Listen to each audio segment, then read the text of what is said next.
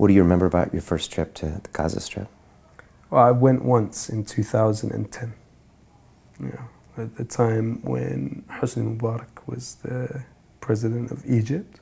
And so for 6 days they didn't allow us in, and then we really, in the end, only really got into Gaza for a few hours. But Gaza is, you know, an open-air prison. Even David Cameron has defined it as that, you know, and the UN say that by 2020 it will be uninhabitable.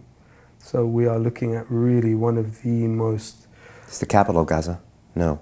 Gaza is, so what you have is you have the state of Israel, as founded in 1948 in the Nakba. And then you have the West Bank, which is on the other side, which is now split into Area A, B, and C. And then you have Gaza, which is a small strip of land, you know. On the coast, by Egypt. Exactly, yeah. And you're saying it's an open-air prison. It's that bad? Yeah. I mean, down to, I have a few hours of electricity daily, down to every calorie of what is allowed in. It goes before the Israelis, you know, and they've used language like putting them on a diet when talking about what they're allowing in and out of Gaza in terms of food. So, you know, we're talking about one of the most tragic situations of our time when we talk about what's happened to the people in Gaza. And a lot of them are refugees themselves, internal refugees from what is now Israel, you know, that were driven out there.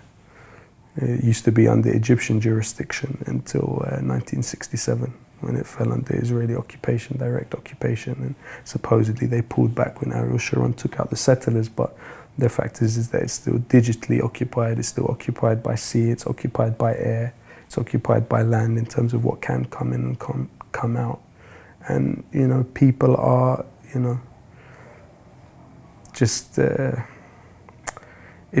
comes back to this idea of the spectatorship of suffering, because we're on the outside just observing this situation. And I think, yeah, it's absolutely heartbreaking and very little space for hope. And it doesn't get talked about enough? No, of course not. Of course not, because it's a kind of war of attrition against your sense of empathy. You know, within our lifetime, the Palestinians, among others, have been monsterized by this sort of manufactured other. This idea that there's this other, that the differences are emphasized so extraordinarily for you to see such a wide chasm between you and this other person.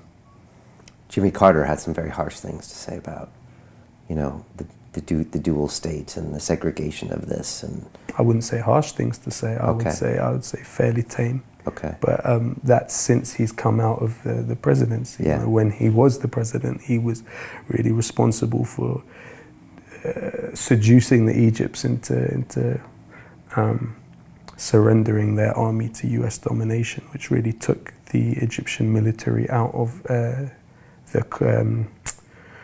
equation with Israel, you know, and to turning them into a client state of Israel. And so now they are the enforcers of the siege of Gaza to this day.